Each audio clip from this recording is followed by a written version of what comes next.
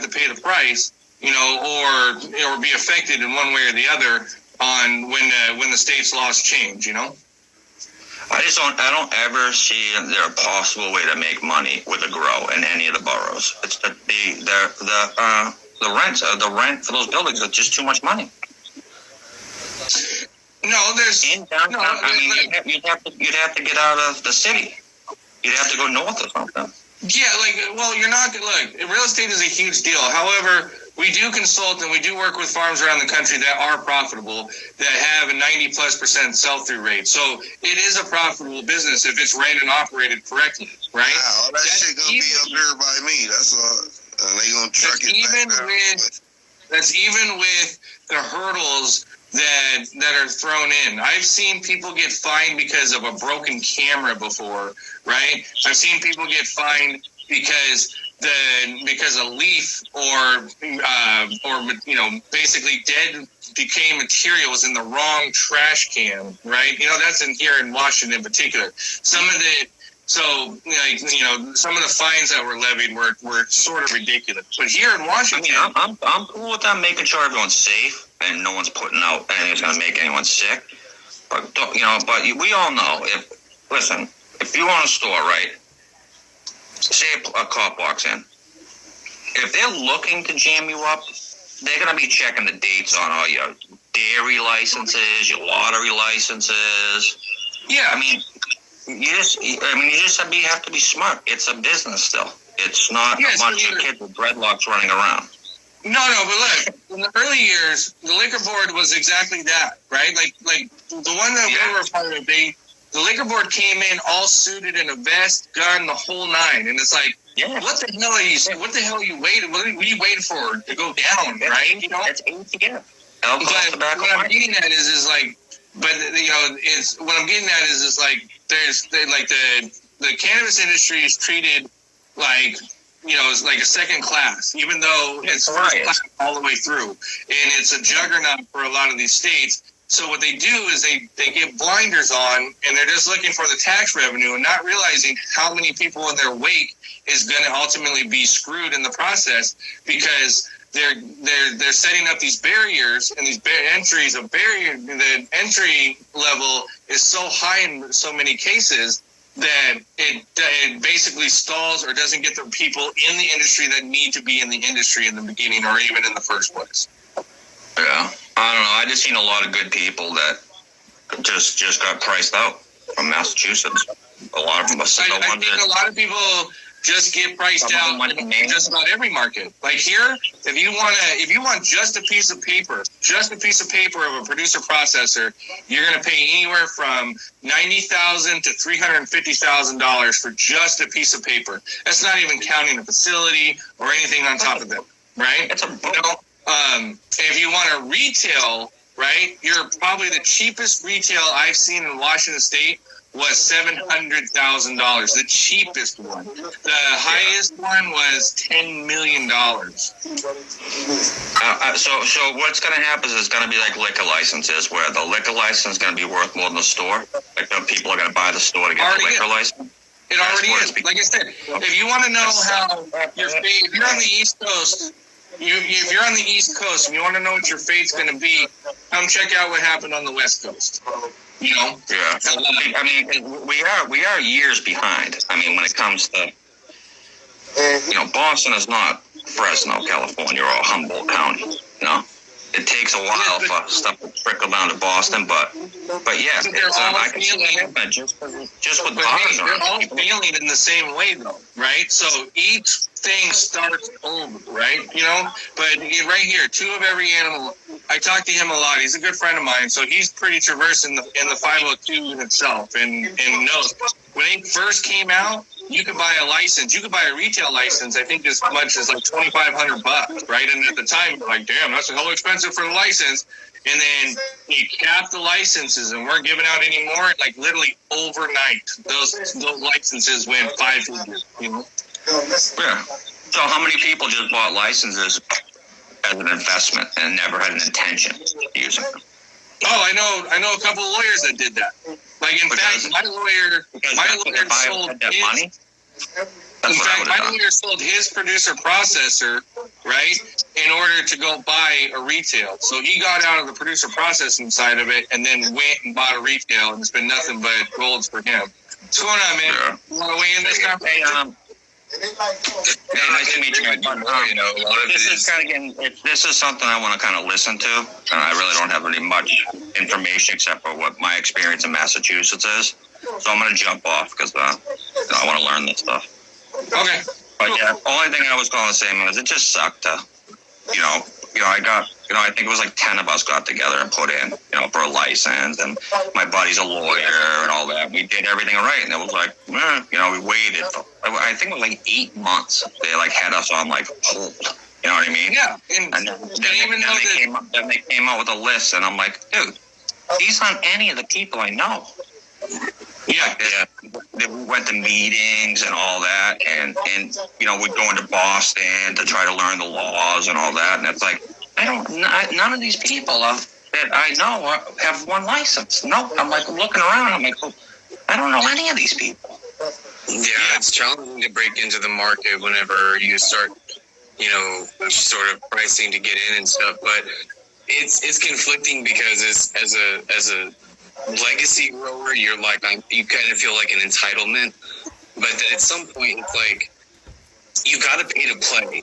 And a lot of guys, whenever they do build the capital and the revenue and the network, have the experience, and so it's kind of like a check, you know what I mean? Like a check to the balance. So I mean, like coming up from the bottom, it can be really frustrating, but at the same time, like my experience in Colorado when they legalized was like so much of the product, like you have a mass of people who are desperate and trying to find independence, find a market and a means to a way, and so they pursue that, you know what I mean? But there's a huge learning curve in cultivation, and I think that it's just because we become so detached from methods that are effective, you know what I mean? And so we have like a really large learning curve, and then a lot of the time when people sort of nail down those hobby levels, they feel like, well, I've got the bottles down, I've done it, right? You know what I mean? But there's like a whole other level of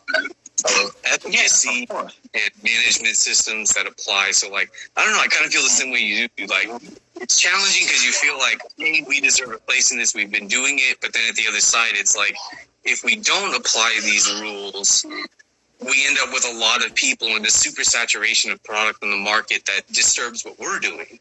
You know what I mean? So, mitigating that balance, I think, is tough, but there's niche markets like organics that really emphasize the ability of the cultivators and challenge them to produce something that competes with the market. You know what I mean? Because when you have bottle nutrients, like everybody's kind of achieving the same product. But when you practice with organics, you're fluctuating with, bacteria cannabinoids that aren't present in commercial cannabis. So I think that there's an advantage to that, and it kind of creates that opportunity for us to survive. Oh, dude, I totally believe. I can just change nude companies and know right away. Just with a blind pull test. Just from changing from GH to advanced or vice versa. It was just a huge difference. So you're familiar with Colorado then, right? Yeah, I did about 5 seasons out there when they first legalized. Yeah, so they had the same system too. Didn't they they had the same tier system with the tier 1, tier 2, tier 3 on the producer, right? They opened up on sort of compartmentalizing things. So you could actually, first of all, you could get a caregiver. And we did a caregiver system for a while where you could take in people's licenses and add up your count. And then they opened it up to, well, you can apply for concentrate licensing. I'm going to, if you're applying for concentrates, you can get 10,000 plants. You know what I mean? So there was just like, it was all over the board. If you're doing edibles, I mean, they tried to break it up in so many different ways, like as it evolved, that they just didn't really know what to do, and I think that they created some models that are sustainable, but in many other ways, like, especially with where they landed. I mean, I remember like I ended up, I started out in Denver and doing some commercial stuff out there, and then I ended up in Wilderness in the High Rockies and doing some experiments out there, and it was different in terms of how they applied the laws. In Breckenridge, we were on Main Street for a good 2 years, and then they applied regulations and they pushed us completely out of the town, and they made us go all the way out of district where we weren't even around customers. And so like, it kind of changed. It was like we could sign all these people up, then we got concentrates, and then we weren't even allowed in town. So like it evolved in all these different ways. I still live in Colorado, and Whereabouts? I'm a native. I've seen it when it was medical, then when it went rec. Whereabouts? I'm just curious. Huh? You don't know. Yeah, I used to live in Steamboat for years. Oh, that's a beautiful place. So, Yeah. Beautiful place. so okay, so in your guys, since I got 2 Colorado folks here, and we're going on 7 years of And the South Boston kid that knows about trucks. What do you guys think about the biggest? What are the biggest things that you guys feel that they missed on that other states? I mean, if you were to give like advice to other states on how to do it, what are the 2 biggest things between the both of you guys that stick out the most of what not to do if you're forming this same situation in other states? So I think that you need to limit how many big companies can come in and buy up licenses, like you were talking about earlier. Yeah, let me stop you right there. So, because I was talking to some people at that town hall, and I said, maybe you should allow the mom and pops to set up and thrive for 24 months, 36 months before you let MSOs come in, right? Or something like that. Or another thing too that I brought up was maybe set up, because they did a $200 million general fund. Maybe the state sets up a fund so they can reinvest back into their people to build these things out because they're going to make their money back in tax revenue, right? If they help build the infrastructure, right? If they help with the purchase of the property, or whatever it is, however you want to get around it. But so that's number 1. I like that. You got one over there? And the other one would be them trying to limit plant counts to households rather than to people's individual needs, and that's on the medical side of things. Yeah. So in Colorado, they limited us to 12 plants per house, no matter what. Doesn't matter, no exceptions, unless you have like a terminal disease. And then you might be able to get a bigger plant count than 12. So those would be the 2 I think things. that counts and limitations are a lack of understanding about not just the plant, but the culture. Yeah. A lot of people would get into this and they're trying to find an independence, and it's especially that idea, that opportunity that presents itself that excites people. But like a lot of things, people get overexcited and they often overinvest. And so it's not very consistent that new growers come into the system and are able to manage 1,000 square feet of canopy. So mitigating it down to 6 plants is more intentional and like projective than it is like actually structural. You know what I mean? You brought up a Nothing to good do with, point like, there too, man. Like the mega huge farms, like that's bad for our industry. Like if you look at like microbrews, right? What did microbrews do for beer in America?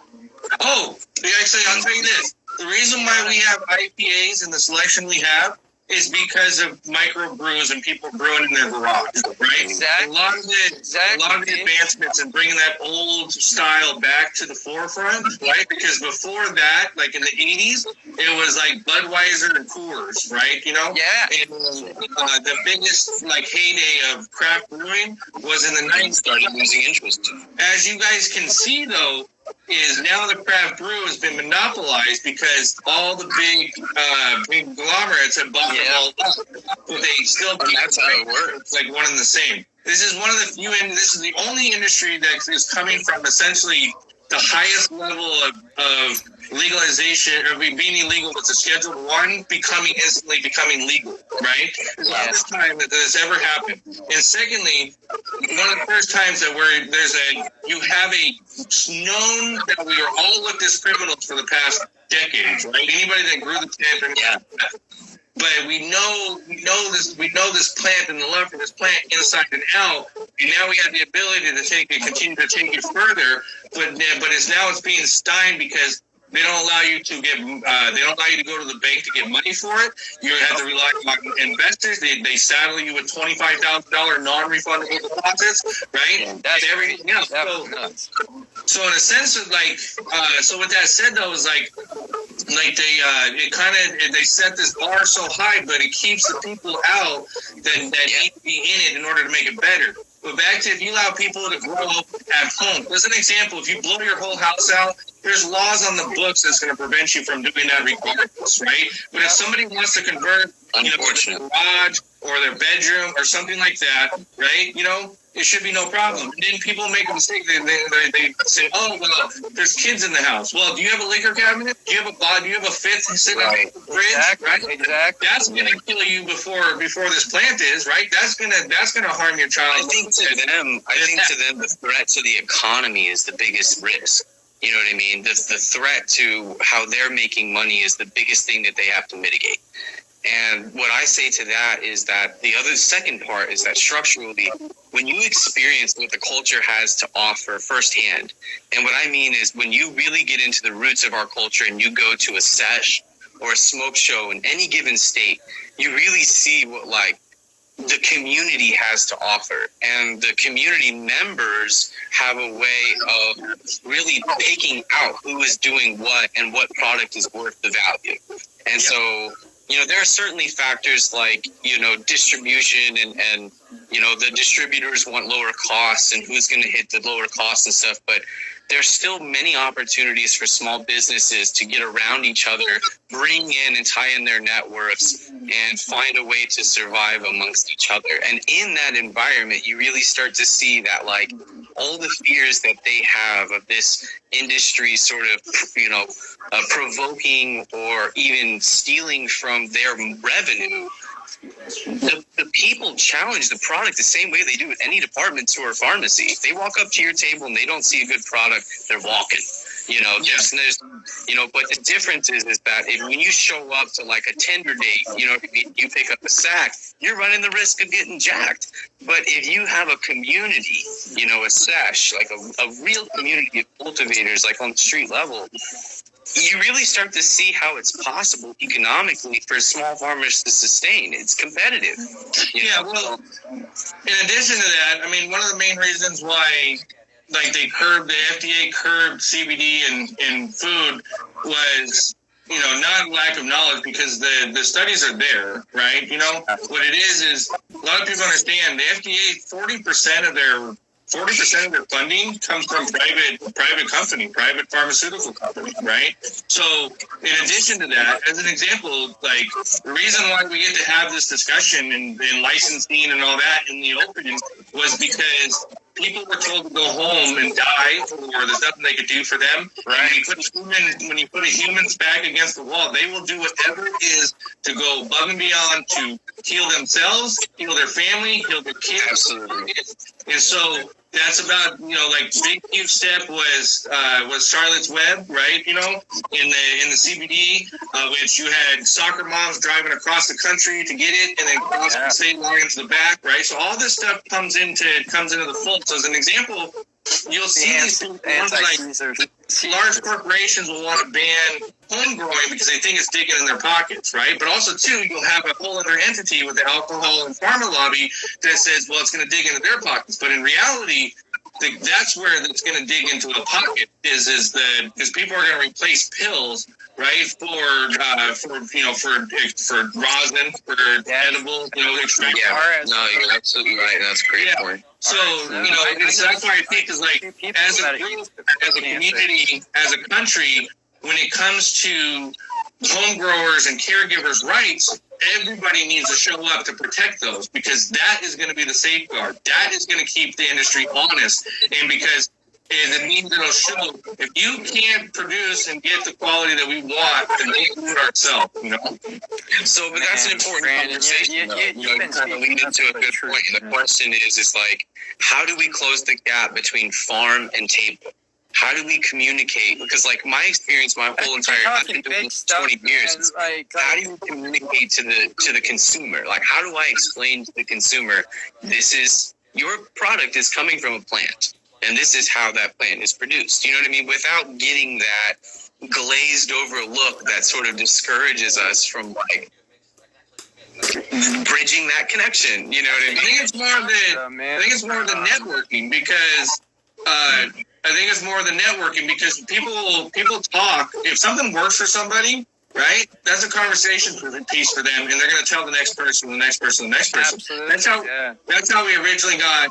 How we got the known fact that cannabis and hemp have medicinal properties was off of word of mouth because there was no studies. The studies that were given were suppressed and not allowed to be published or well known. And if it was deep. They said they debunked it, right? So it's the person talking to the other person and having conversations is what spreads. And education is going to be key in this particular industry because there's going to be so much misinformation that you want to get as much good information out to the folks, and especially the stuff that's going to help people, right? Look at back in the early years, what was it, 18 years ago, 20 years ago with the Rick Simpsons one, right? When I first came, it sounded like there's no clothes. Right? So now somebody just brought up an excellent thing here is educate the people that are working in the retail, right? So you don't treat these folks as just a body that's going to just hand a package over, right? These people that come into these places need to be educated and actually walk through. So that way the next time they come in, they know exactly what they're looking for, right? Yeah. So the system, there's numerous ways and numerous problems in the system, but it's also having conversations, even having conversations like this with two people I've never met before, right? And kind of going back and forth. We've had 50 people in here consistently. There's somebody walking away here that has learned something along the way. But I really appreciate you guys coming on and talking that. But yeah, really, my initial question to you guys was like, if you could change, a couple of things where you could see that where Colorado messed it up, where New York doesn't mess it up, or Kentucky doesn't mess it up, Florida's going to do their whole own thing. That's already bought, paid for. We can all see that. Yeah. So yeah, I would say that would be the two things, man. I would agree with, doing away with limiting those limitations, like setting regulations on limitations on plant count and gatekeeping with the prices. And the second thing I would say is, they really need to experience our market and our culture to have the confidence in us that we can manage that so that we can give opportunity to the people that deserve it. Yeah. Brandon, before I check out, I just want to say you are a legend for the community. You are one of the people that I look up to. I inspire to be like. We need more people like you that have influence to come out and talk about these things, man. And what you're doing counts, man. For real. And I appreciate you. Look, you guys, seriously, I appreciate the kind words, but make no mistake about it. In-house is here because you guys are here. If you guys weren't here, right, wouldn't be doing this. Here's the thing is we came up by the people supporting us, right? So when it comes time and it comes down to who you going to fight with, who you going to go to battle with, it's the folks that supported us, right? So we have a platform, so we're going to scream it as loud as we want. The nice part is we're not alone. When that hashtag in-house army, that's a real thing, right? Because that is basically, in a sense, it encompasses a bunch of stuff, right? But also too, like I said, I appreciate the kind words, but also all you folks need to pat yourself on the back because you guys are just as much a part of this as we are in what we do. Because without you folks, right, we're not getting any traction, Yeah, 55 people who consistently give a shit right now about what the impact and the progression of the industry. That's really cool, man. Props to all y'all. Yeah. And so, and that's the thing too, is we do get a little bit of heat from having these discussions, and they're like, oh, you should just stick to this or you should stick to that. And it's there's no way in hell we'll ever stay silent when you have people bearing down that literally want to monopolize this thing and then just push crap down the system. If you look at the shit show that's going on in Michigan, right, you have you have a association parading around that they're looking out for the greater good, right? You know, and it's just basically decimating the programs that they fought for. They fought and voted in with the caregiver and the home grower, right? And they want to just snatch that away and kneecap it, right? You know? And so, it's going to blow up in their face, man. Like, the black market will come back. Nobody will go to their stores. Like, Yeah, and it's been really interesting to see that, like, how it's progressed. You know what I mean? Like, sessions weren't as prominent as they are now, and you know, like, I almost thought that a lot of this openness would push so many of us further away, but the way that it's brought community together and given so many of us different opportunities to discover, I mean, because, like, you know, cannabis itself gives us this open door of creativity, you know, and seeing other farmers and other people in the culture come up with all these creative ways to sustain has just been seriously, like, inspiring, man. Like, going to every show. what are they going to take away my medicine, man? Like, I need this shit. Yeah, man. It's a medicine for me, man. one of the things that and just recently that we kicked off at the beginning of the year that I'm super happy and proud about that we could do it was the One World, One Planet. I'm so stoked to be a part of it. The emails and the outpour and the response we got from that, we weren't expecting that. That was some of the most, like, heartfelt, like, emails that people sent. We're talking like just the feedback we got from that was amazing. Like, there's one that stands out where a person's like, the past 2 years I've had a shitty couple of years, and went in, and I don't want to go into detail, but it was like, now for a whole month I have something to look forward to at the turn of the year, right? You know, and that person posts every single day, right? You know, so I know that there was an impact, there was an inroad that was made there, right? You know, so you know, it was really cool, and it's going to be continued to do again and again and again and again. But really, what that was we just set out to have a focus on how important home grow was, but it turned into how important this plant is, and it makes people feel when they're a part of it and they have a sense of community. Because everybody was involved, we had team captains and kind of group people out, and those groups kind of grouped up with each other, right? And now there's this network of people that are talking to each other. They're never going to talk to each other in the first place, and they were all brought together by a couple of seeds, you know. And that right there is probably one of the coolest things that in a long time that I've been a part of, and I've been a part of a lot of cool shit over the years, you know. No, you're so right, man. And, you know, it's just, you know, when you see OGs, man, like, and how you guys, like, kind of advance to the next thing before it's there. Like, one of the things that I have serious confidence in right now is that cannabis is going to open up a lot of these youth projects for people. You know, so many youth projects fail because of the interest that kids have in farming. Like, you set up a field, you kind of get it going, but really finding independence with cultivation is inspiring. And when you're young and you see a dead end in high school, and then suddenly you start cultivating and you experience this plant, it's life changing. You know what I mean? And the ability that this plant has to take that interest and combine it with cultivation and sort of propel humans in, like, the natural direction of where we're at right now, with having to mitigate our consequences, like, there's a lot more youth that's going to be kind of approaching from that side of the industry and approaching farming with a more open mind, is all I'm saying. Think about it this way. Growing should be taught in school regardless, because it teaches you so many skills, right? It teaches you how to keep something alive, to care for something, right?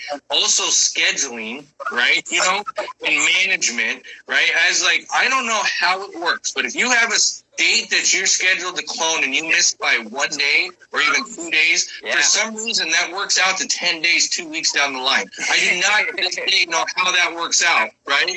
But for some reason, if you're 1 or 2 days later from cloning, it's going to throw your whole system off, your whole schedule off down the line. The entire process. If you go off any part of the process down the road, it's going to have effects, you know?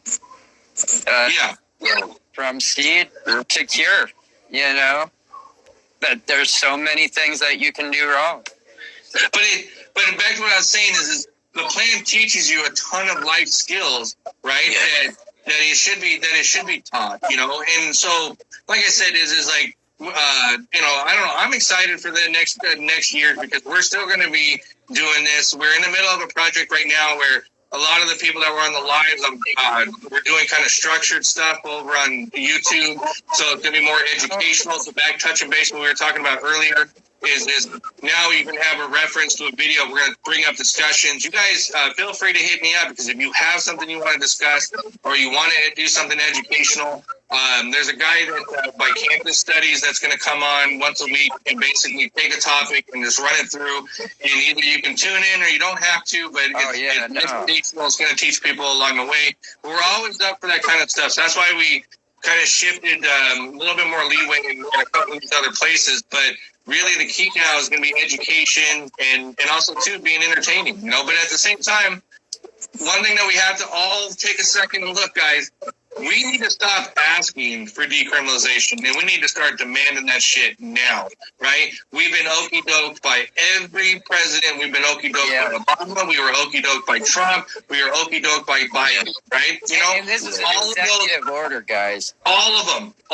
can do it at a stroke of a pen. We could have decriminalization, right? You know, stroke of a pen tomorrow, man. Right? Hey, Brandon, what's the channel and what's the time of the show? So starting next week, we did a little beta test, but for the in-house genetics one, it's going to be Thursdays at 7 p.m. live on the YouTube channel. There's the person that's helping me out tremendously on it is Spooky _420 on YouTube. He has the links to the network of folks that we brought together, so you can go and follow and subscribe to everyone from Underground Lit that was here earlier today. Boneyard is another person, but Spooky's got all the links, so if you guys can jump over to YouTube at Spooky _420, hit all those and subscribe. But also, too, if you guys have ideas or if you want your voice heard or whatever, feel free to hit us up and tell me what it is, because if it's interesting, it's educational, then we'll get right on it. You guys, we got 20 seconds. Say what you want to say.